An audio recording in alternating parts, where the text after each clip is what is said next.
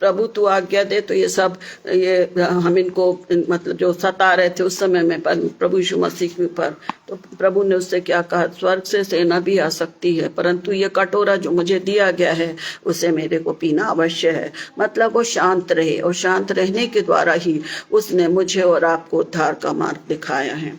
जब हमारे सांसारिक जीवन में देखते हैं तो हम कब हम अशांत होते हैं या कब हमें ऐसा लगता है कि हमें शांति मिल जाए। पहली बात है शारीरिक थकावट। सामान्य हमारे रोजमर्रा के अनुभव हर क्षण के मन हो कि हम अपने ड्यूटी से अपने काम से आते तो थकावट, शारीरिक थकावट हमको होती है, मानसिक थकावट होती है। हम आते ही से बोलते हैं अरे बाप रे आज तो बहुत थक गया, आज बहुत काम था, मैं क्या करूं, शरीर आत्मा मन सब थक गया है। पर इसके लिए हम क्या करते हैं, हम अपनी उन पूरी ऑफिस के काम को, ड्यूटी के काम को हम पूरा अपने परिवार में उसको सुनाने लगते हैं। उसका कोई मतलब नहीं है, घर के लोग भी इरिटेट होते हैं। पर जब आज हम इस बात को सीख रहे हैं प्रियो, शांत रहने में, जैसा वचन कहता है लौट आने और शांत रहने में तुम्हारा उद्धार है। उस समय हम थके हुए आते हैं, हमारे वर्कलोड बहुत रहता है, हमको अपने कमरे में जाकर प्रार्थना करना है कि प्रभु आज के दिन जो सेवा आपने दी है मैंने किया, अब मुझे वो शांति, वो थकावट जो दूर है उस थकावट को दूर करिए और थोड़ी देर हम शांत रहें और देखते हैं कि किस प्रकार की शांति और किस प्रकार का आराम हमको महसूस होता है। परंतु प्रियो ज्यादातर ये है कि हम अपनी ड्यूटी से लौटते हैं और पूरे ऑफिस का या हमारे जो भी जहाँ हम काम करते हैं उनका पूरा बखान लेके बैठते हैं। ये सांसारिक थकावट है और ये इसी थकावट से मानसिक भी हो जाता है कि हम चिड़चिड़े हो जाते हैं। इसके बाद हम चिंताएं करने लगते हैं कि हमारे संग ऐसा, हमारे संग वैसा। तो प्रियो एक एक चीजें हम इस बात को सिखाती हैं कि हमारे व्यक्तिगत जीवन है, हमारे काम के समय में, इवन हमारे प्रभु की निकटता में जब हम आए तो हमें शांत रहना जरूरी है। जब हमारे ऊपर चिंताएं आती हैं प्रियो, हम थोड़ा सा सोचते हैं कि अरे बच्चा थोड़ा सा लेट हो रहा है या घर के कोई लेट हो रहे हैं, हम चिंतित हो जाते हैं, एकदम चिंतित, अरे ऐसा कुछ तो नहीं हो गया। जबकि हमको अपने प्रभु पर भरोसा रखना है। ये बात सच है कि हम मनुष्य तो हमारे लिए जरूरी है कि यदि आधा घंटा 1 घंटा यदि हमारे घर के प्रिय लोग लेट होते हैं, आज तो मोबाइल में खबर कर दिए जाते हैं, पर किसी कारण से नहीं होता है तो हम चिंतित होते हैं और जब हम चिंतित होते हैं तो हमारा मन अशांत होता है और हम कई अनावश्यक बातों को अपने मन में, मस्तिष्क में सोच लेते हैं और सबसे बड़ा पाप वही हो जाता। अब क्या होगा, ऐसा तो नहीं होगा, क्योंकि हमें अपने प्रभु पर भरोसा नहीं रहता। ये सामान्य बात है, मैं बोल रही हूँ, मैं भी चिंतित होती हूँ, पर अब प्रभु सिखा रहा है कि चिंता करना जीवन और जीवन की सारी आशीषें प्रभु यीशु मसीह देता है। तो हमको उस समय प्रार्थना करना चाहिए। प्रियो मेरे प्रिय जो भी जहां भी हैं, प्रभु आप उनको सुरक्षित लाइए। जब हम प्रभु से जैसे बोल रहे हैं ना कि भरोसा रखना है प्रभु पर, आप उनकी रखवाली कीजिए। इस प्रकार से प्रियो हम अपने अशांत मन को, आज हर व्यक्ति अशांत है, एक प्रकार से बोलना चाहिए कि उनकी इच्छाएं पूरी नहीं हो पा रही, जो उनके एम्स हैं वो पूरे नहीं हो पा रहे हैं। अब कब कैसे हम कर लें, कब हमारे पास ये हो जाए, इतना अशांत है कि वो शांत रहना ही नहीं चाहते। और हम देखते हैं ये अशांत होने के नाते जब हम ये आत्मिक जीवन पे, आत्मिक विषय पर मनन कर रहे हैं, जब हमारी शांति हट जाती है, हम अशांत होते हैं। बीपी, शुगर, ये सामान्य बीमारियां हैं। बोलते हैं टेंशन मतलब अशांत होना ही है और इन बीमारियों से हम पीड़ित होते हैं। जबकि प्रभु ने अच्छे से हमको सिखाया है कि शांति का राजकुमार वो है। हम प्रभु यीशु मसीह से सीखें, हम वचन करें। मैं इतना जानती हूँ, मैं भी जब मैं अपनी जॉब में थी मुझे काफ़ी वर्कलोड होता था, पर मैं धन्यवाद देती हूँ कि जब मैं घर तक आती थी बिल्कुल रिलैक्स हो जाती थी। इसलिए रिलैक्स होती थी कि हमको जो काम दिया गया है वो आज हमने पूरा कर लिया। बहुत जब भले फील्ड में बहुत दूर जाना है, पर हमारा जब काम पूरा हो जाता था प्रियो, हम धन्यवाद करते थे कि प्रभु हमारा काम पूरा हो गया, हम अपने घर आ गए। और फिर हम आनंदित होकर हम सब बताते कि ये काम और ये सामान्य बात है, उसको बताकर हम खुश होते हैं।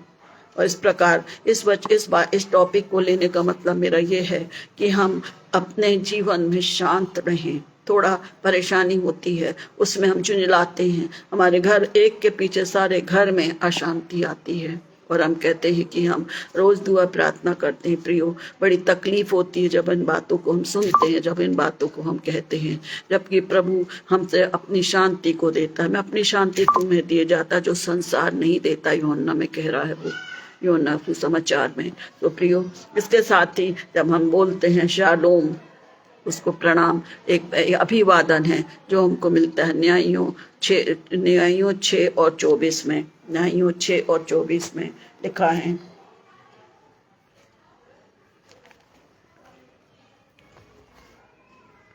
न्यायियों 6 और 24 में लिखा है, यहोवा ने उससे कहा तुझे शांति मिले। यहाँ पर गिदोन के विषय में वर्णन है। गिदोन का हम सब चरित्र जानते हैं। 24वें पद में लिखा है, यहोवा ने उससे कहा तुझे शांति मिले, मत डर, तू ना मरेगा। जब गिदोन ने वहां यहोवा की एक वेदी बनाकर उसका नाम रखा यहोवा शालोम, उधर स्टार बना है और नीचे लिखा है अर्थात यहोवा शांति देने वाला। इसलिए हम उसको बोलते हैं, जब हम किसी का अभिवादन करते हैं, जैसे हम जय मसीह की बोलते हैं, हम शालोम भी बोलते हैं। शालोम अर्थात परमेश्वर की शांति हम पर बनी रहे, या वो शालेम रखा वो आज के दिन तक अभिनेजेरियों के ओपरा में बनी है। अर्थात शालोम अर्थात यहोवा शांति देने वाला है। इसी के साथ हम देखते हैं पहला इतिहास और उसका 22वां पद और 9वां पद क्या कहता है। 22 पहला इतिहास 22 और उसका 9वां पद कहता है, देख देख तुझ में एक पुत्र उत्पन्न होगा जो शांत पुरुष होगा, और मैं उसको चारों ओर से शत्रुओं से शांति दूंगा। उसका नाम सुलेमान होगा। देखिए, सुलेमान बादशाह का नाम यहाँ पर स्टार बना है, अर्थात शांति दाता, अर्थात शांति वाला, अर्थात शांति वाला। एक हमने यहाँ पर गिदोन के लिए देखा कि उसने परमेश्वर ने उसको तसल्ली दी और उसने उस स्थान पर एक वेदी बनाई, एक स्थान पर उसने अपने एक वेदी बनाई। तब गिदोन ने वहाँ यहोवा की एक वेदी बनाई और उसका नाम यहोवा शालोम रखा। और यहाँ पर जो हम देख रहे हैं, दाऊद राजा मंदिर का निर्माण होता है, परमेश्वर बातचीत करता है और इस बात को बोलता है कि देख तुझको एक पुत्र उत्पन्न होगा जो शांत पुरुष होगा, मैं उसको चारों ओर के शत्रुओं से शांति दूंगा। उसका नाम सुलेमान होगा। दाऊद से कह रहा है वो।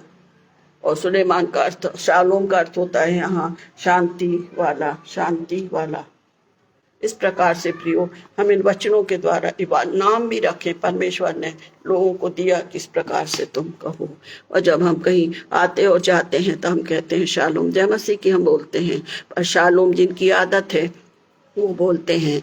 हम भी कोशिश करें शालोम अर्थात शांति, क्योंकि आज के समय में हमें शालोम की जरूरत है। जब हम एक दूसरे को बोलते हैं जय मसीह की, प्रेज द लॉर्ड भैया, प्रेज द लॉर्ड बहन, हमको बोलना है शालोम। प्रभु की शांति आपके साथ बनी रहे, प्रभु की शांति मेरे साथ बनी रहे। तो प्रियो, हमने इस प्रकार से देखा कि किस प्रकार से जो शांत अशांत मन के कारण क्या हैं, इसको बताने की जरूरत नहीं है प्रियो, परंतु ये वचन ऐसा है कि सच में इन वचनों को जितनी बार हम मनन करें, जितनी बार हम सीखें, मैं इस बात को बोलती हूँ कि इससे बड़ी शांति मिलती है और ये शांति स्थिर हो जाती है हमारे जीवन में, मेरे जीवन में। क्योंकि मुझे ऐसा लगता है जो मैंने पाया है हम उसको पाएंगे। हर एक कहीं ना कहीं अशांत है, जैसा मैंने पहले कहा। और जब हम अपने प्रभु के निकट आते हैं, वो जो शालोम है, यहोवा शालोम अर्थात शांति दाता, शांति देने वाला, जब हम उसके ऊपर अपनी सारी बातों को रखते हैं तो हमारा जो मन है वो शांत हो जाता है। फिर हम देखते हैं कि यदि शांत रहने से भी बहुत काम हुए हैं। बाइबल में हम देखते हैं कि शांत रहने से जो काम हुए हैं उनको भी हम देखें कि किस प्रकार से उन्होंने उस बात पर, उस स्थिति में शांत रहे और परमेश्वर ने बड़े बड़े काम किए। पहली बात हम देखेंगे यहोशू 6 और 10 में। यहोशू 6 और 10 में ये सिखाता है। हम जानते हैं यहूदी की दीवार के विषय में हम सब जानते हैं, है ना। और वहां पर उनको बताया गया था किस प्रकार से उनको वहां अपने काम को करना है। यहाँ पर यहोशू की किताब में इस बात को दिया है, आप पढ़ना चाहें तो आप देखेंगे। यहोशू 6 और यहाँ लिखा हुआ है 6 और 10 में लिखा था। हम देखते हैं कि यरीहो के लिए, यरीहो की जो दीवार है, यरीहो का पूरा यहूद सब फाटक इस्राएलियों के डर के मारे बंद थे, क्योंकि यहोवा ने इस बात को कहा था, यहोशू से कहा, सुन, मैं यरीहो को उसके राजा शूरवीरों समेत तेरे वश में कर देता हूँ, इसलिए तुम में जितने योद्धा हैं नगर को घेर लें और उस नगर के चारों ओर एक बार घूम आए, और 6 दिन तक ऐसा ही करना। और 7 याजक संदूक के आगे आगे मेढ़ों के सींगों के साथ 7 नरसिंगे लिए हुए चलें, और 7वें दिन तुम नगर के चारों ओर 7 बार घूमना, और याजक भी घूमते रहेंगे। इसके बाद 5वें पद में लिखा है कि और जब मेढ़ों के सींगों के नरसिंगे देर तक फूंकते रहें, तब सब लोग नरसिंगे का शब्द सुनकर बड़ी ध्वनि से जय जयकार करेंगे। तब नगर की शहरपनाह नींव से गिर जाएगी और सब लोग अब उसके सामने चढ़ जाना। परंतु यहाँ वो बोल रहा है कि हमें शांत, उस समय उसको शांत रह के, तो जो 6 दिन का समय है उनमें बिल्कुल शांति से उनको क्या करना है, घूमना है, उनको घेर लिया है। और जब उनका 7वां दिन यहाँ लिखा हुआ है कि और जब 7वें दिन तुम नगर के चारों ओर 7 बार चक्कर लगाना। जब उन्होंने इतनी मेहनत की, शांत रहे, परंतु उन्होंने परमेश्वर की आज्ञा को माना, और जो 7वीं बार जब उन्होंने पूरी जय जयकार किया, ध्वनि करी, और वो क्या हुआ, धड़धड़ा के वो शहरपनाह गिर गई, और लोग उसमें लोग क्या हो गए, उसमें खत्म हो गए, और वे अंदर जाके यरीहो पे वो जीत गए। इसके बाद हम देखते हैं निर्गमन 14 और 13-14। निर्गमन 14 और 13-14 में भी हम देखते हैं कि किस प्रकार से जब इस्राएली लोग नील नदी को पार, लाल समुंदर को पार कर रहे हैं। लाल समुंदर के विषय में यहाँ बताता है कि उस समय भी वो 2 भाग हो जाता है, और प्रभु यीशु परमेश्वर इस बात को कहता है 13 से, कि मूसा से कहता है, निर्गमन 14 13 से 14, मूसा ने लोगों से कहा, डरो मत, खड़े खड़े आज उद्धार का काम देखो जो यहोवा आज तुम्हारे लिए करेगा, क्योंकि जिन मिस्रियों को तुम आज देखते हो उनसे फिर कभी ना देखोगे। यहोवा आप ही तुम्हारे लिए चुपचाप लड़ेगा, चुपचाप लड़ेगा। कोई ऐसा कुछ नहीं किया परमेश्वर ने कि कोई हो हल्ला हो। वचन कह रहा है, देखिए, और यहोवा आप ही तुम्हारे लिए चुपचाप तुम्हारे लड़ेगा, इसलिए तुम चुपचाप रहो, चुप रहो, शांत रहो, हल्ला नहीं करो। परमेश्वर हमारे लिए लड़ेगा, उसके लिए जरूरी है कि हमको शांत रहना है। हमारी दुर्बलताओं पर जब हम बड़बड़ करते हैं तो कोई काम नहीं होता, पर जब हम शांत रहते हैं, आप देखिए, शांत रहते तो हम अपनी उन दुर्बलताओं के, हमसे जो भूल हो गई, हम उसको स्मरण करते हैं कि आज मैंने गुस्से में ऐसा बोल दिया, ऐसा बोल दिया। कब? जब हम शांत रहते हैं। जब हम सोते हैं तब हमें दिन भर की बातें याद आती हैं। जब हम अशांत होते हैं फिर हम प्रार्थना करते, प्रभु हमारी अगुवाई करें। तो अच्छा है कि जब हम कोशिश करें कि हम शांत रहें। जब हम शांत रहते हैं, प्रभु हमको हर स्थितियों में सामर्थ देता है। कठिन बात है, परंतु जब हम आदत में बन जाते हैं तो वो शांत हमको धीरज, आनंद और खुशी देता है। भजन संहिता 62 और 1 से 5 दाऊद राजा कहता है, शांत रहने से आशा होती है। भजन संहिता 62 और उसका 1 से 5 बाद, भजन संहिता 62 और 1 से 5 में लिखा है,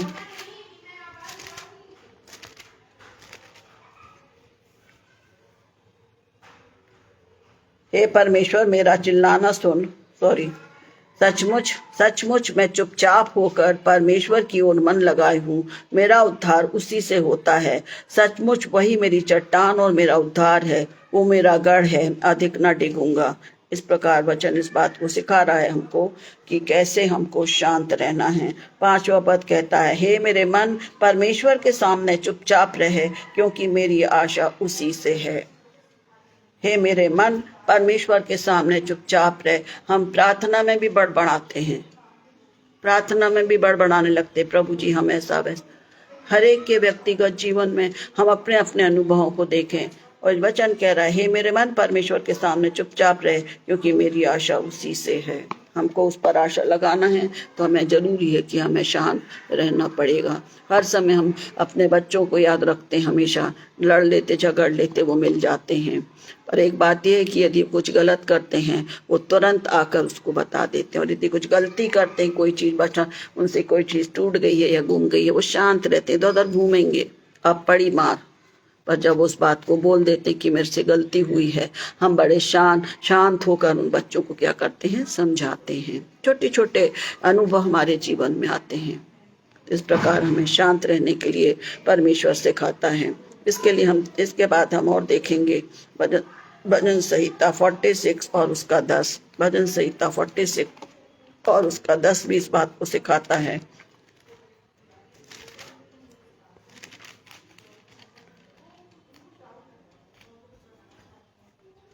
चुप हो जाओ और जान लो कि मैं ही परमेश्वर हूँ, मैं जातियों में महान हूँ, मैं पृथ्वी भर में महान हूँ। चुप क्यों रहने को बोल रहा प्रभु? क्योंकि हम बक बक बक बक करते हैं। इस्राएली क्या करते थे? पूरे समय कुड़कुड़ाते बड़बड़ाते थे। सब कुछ प्रभु दे रहा था, और उस कुड़कुड़ाने बड़बाने के द्वारा कितने लोग सब एक बार में धीरे धीरे करके सब शांत हो गए। 2-3 जन वहां पहुंचने पाए।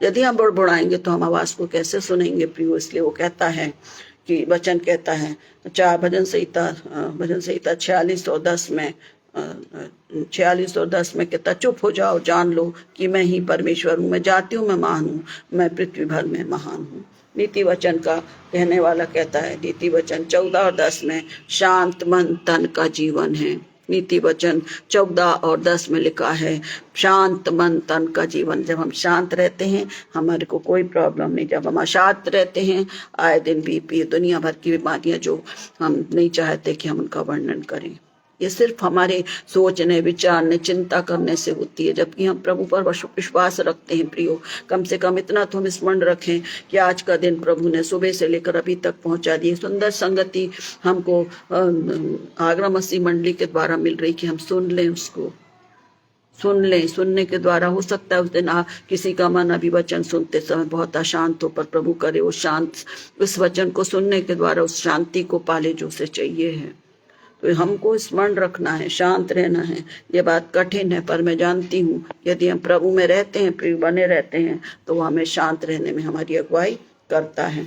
इसके बाद हम देखते हैं मत्ती 8 और 26 में भी, जब तूफान था बहुत, चेले डरने लगे अब क्या होगा, कब क्या होगा, तब प्रभु ने तूफान को क्या करी, शांति दिया, शांत हो जा, और लहरें थम गई।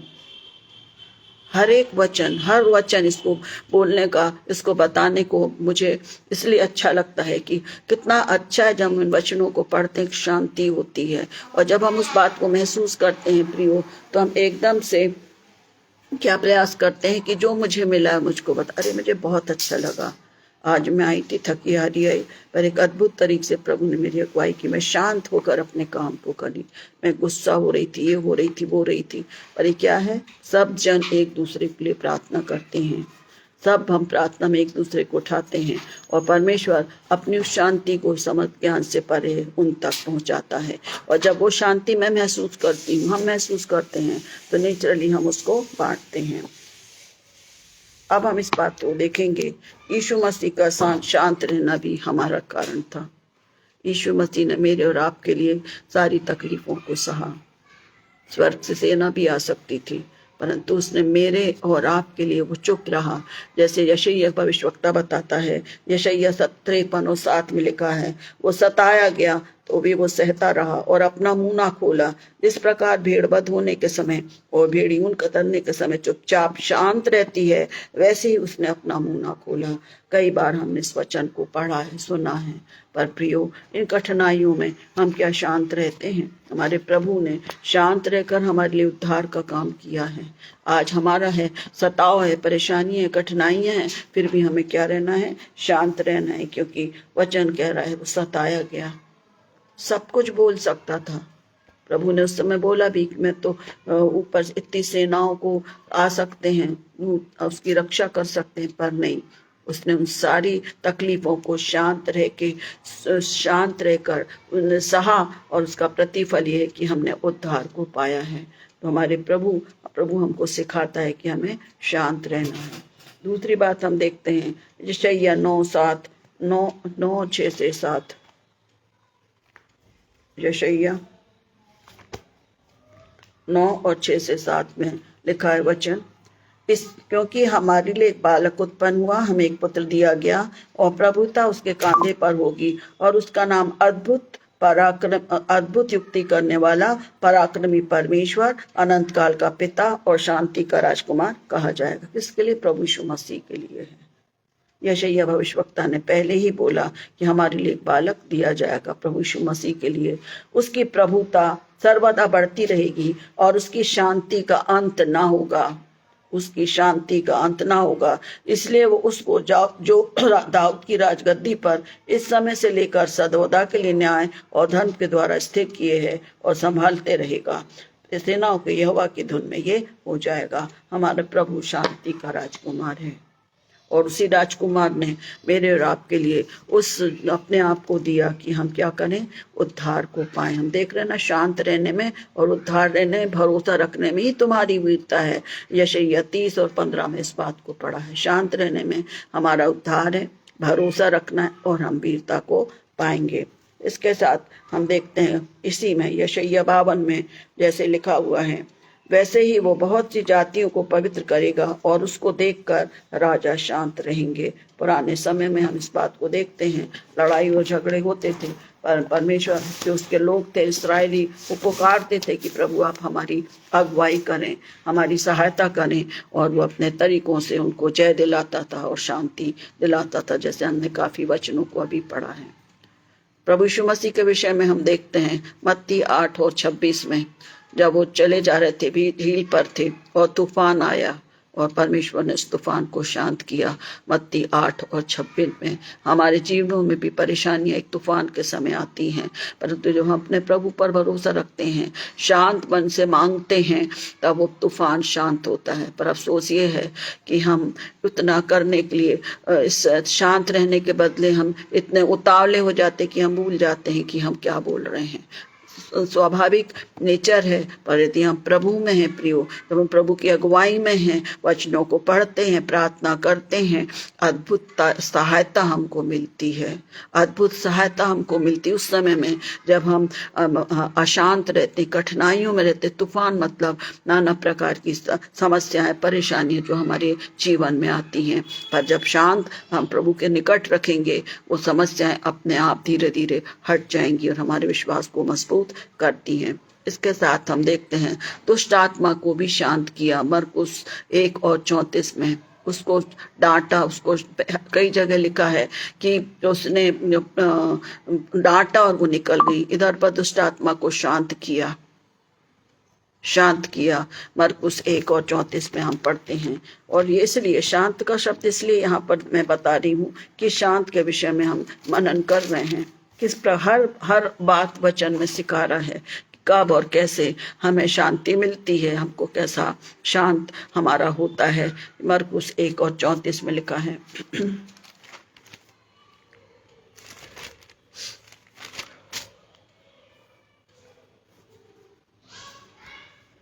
उसने बहुतों को जो नाना प्रकार से की बीमारियों से दुखी थे चंगा किया और बहुत से दुष्ट आत्माओं को निकाल दिया और दुष्ट आत्माओं को बोलने ना दिया, क्योंकि वो उसे पहचानती थी।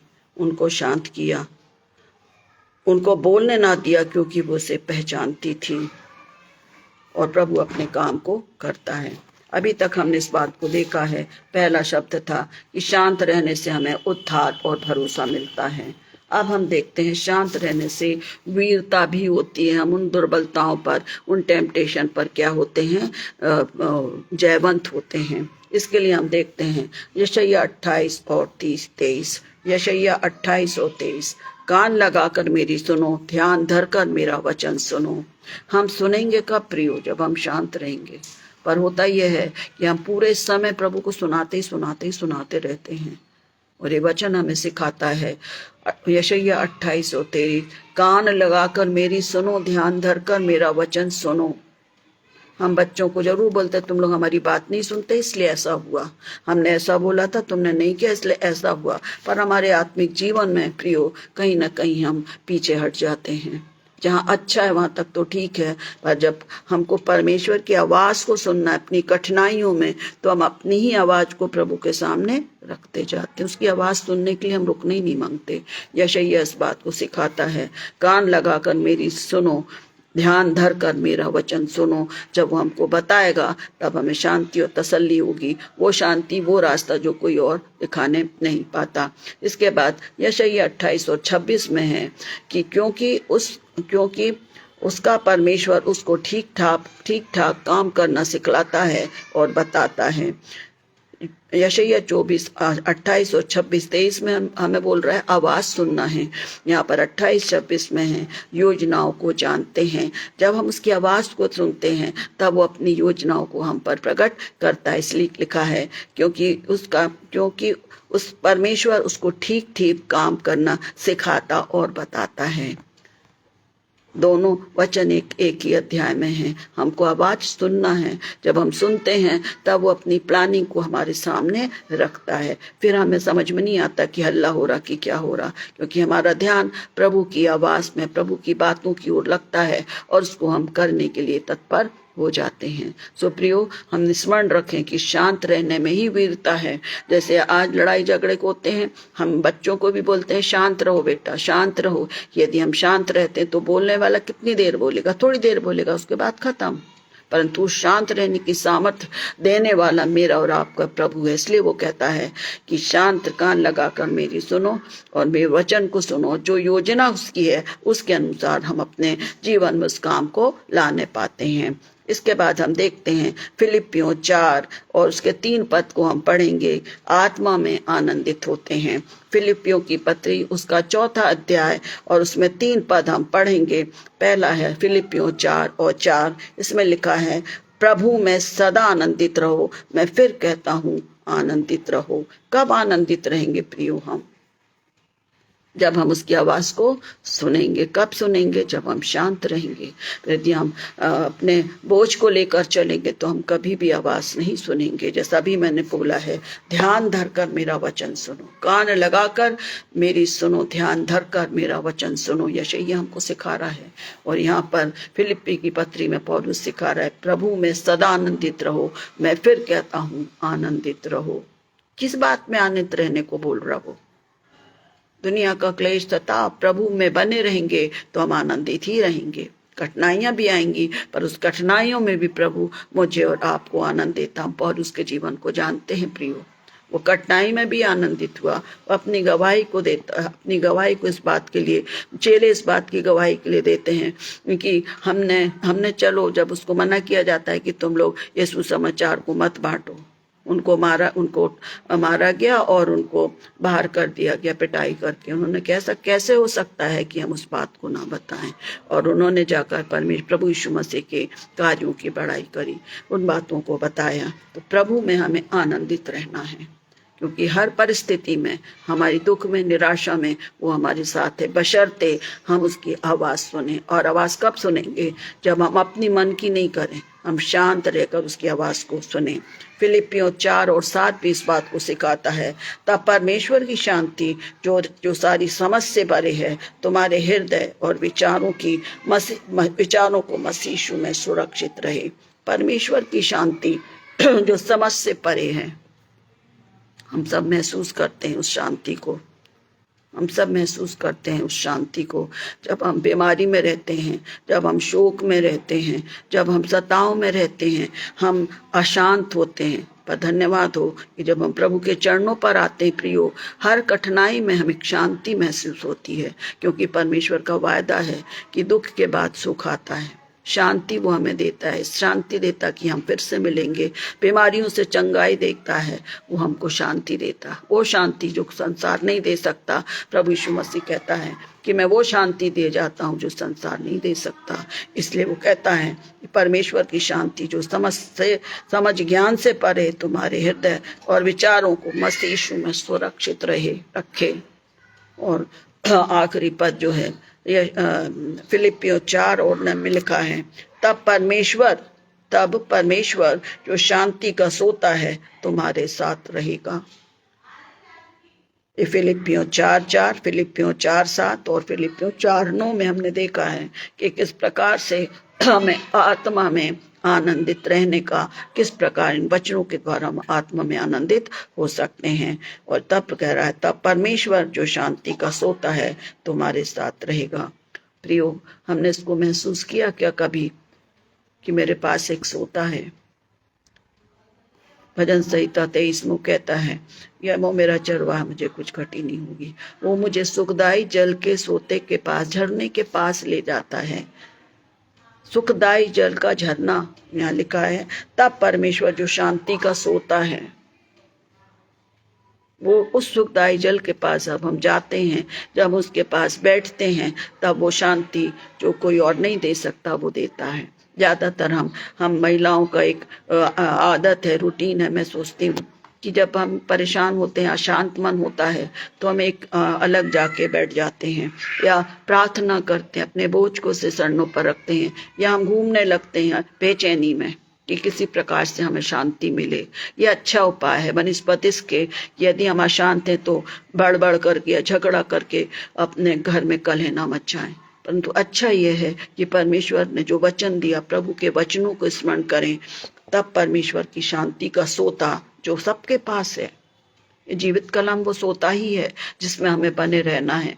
और जब हम उस शांति को पाते हैं, तब वे सब बातें जो हम पर हावी होती हैं वो हमारे जीवन से हट जाती हैं। तो प्रियो, आज जो छोटा वचन हमने सीखा है वो है शांत रहना है। यशायाह 30 और 15 के अनुसार जब हम शांत रहते हैं तब हमारा उद्धार होता है, और जब हम भरोसा रखते हैं तब हम वीरता को पाते हैं। अर्थात जब हमने शांत मन रखा, हमारे जीवन में प्रभु काम करता है, हमारा भरोसा बढ़ता है। वीरता का मतलब होता है वे सारे टेम्पटेशन जो हमको अशांत करते हैं, जो हमको भटकाते हैं, उस पर हम क्या होते हैं, जयवंत होकर उस शांति को पाते हैं जो परमेश्वर की ओर से मुझे और आपको मिलती है। परमेश्वर वचनों के द्वारा हम सबकी अगुवाई करे कि हम उसमें शांत रहें। इस संगति के लिए जब हम प्रार्थना करते हैं, हम ये बोलते हैं, प्रभु आपकी उपस्थिति हमारे साथ हो।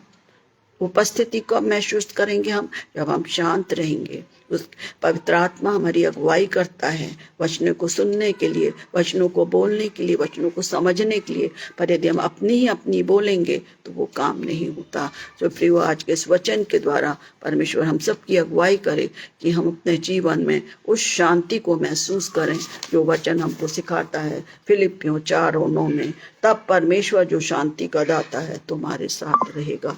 यीशु मसीह भी इस बात को कहता, तुम्हारा मन व्याकुल ना हो, मैं वो शांति दे जा रहा हूँ, संसार नहीं दे सकता। यूहन्ना 16 में उस बात को कहता है।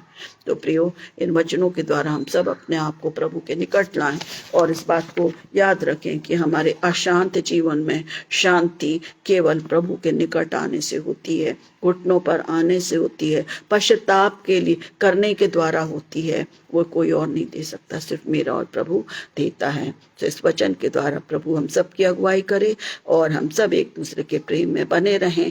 और आज जैसा मैंने बोला है कि वचन में लिखा है शालोम, शांति मिलती रहे।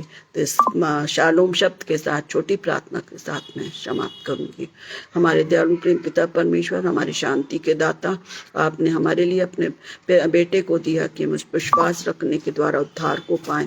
और हमारा प्रभु इस बात को हमें सिखाता है कि तुम्हारा मन व्याकुल ना हो, हमें प्रभु आप पर भरोसा रखना है, तब हम उस शांति को पाएंगे। समझ ज्ञान से परे है पिता। आज जो भी वचन आपने हमें सिखाए हैं उस पर विश्वास करने में हमारी मदद करें, क्योंकि सच में प्रभु संसार में अशांति और कोलाहल मचता जाता है। पिता, होने दीजिए कि जब हम आपके पवित्र चरणों पर आते हैं, आपकी आवाज को हम सुन सकें, आपकी शांति को महसूस कर सकें। और प्रभु आपकी योजना के अनुसार जब हम उस शांति को और आनंद को पाते हैं, उसको हम पाते दूसरों को बांटते जाएं। जो भी वचन हमने आज आपकी अगुवाई से सीखा है उस पर आपकी आशीष हो और हम सभी को उस शांति को महसूस करने में अगुवाई करें। हमारे जीवनों में जो शांति है प्रभु वो बनी रहे और हम दूसरों को भी प्रभु जी शांत प्रार्थना के साथ आपके निकट लाएं, ताकि वे भी उस अपने अशांत जीवन में, अपने भटकाव में प्रभु आपके निकट उस शांति और आनंद को पाए जो आपके निकट आने से होती है। पिता, इस वचन को फलवंत करने वाले मेरे खुदा आप हैं।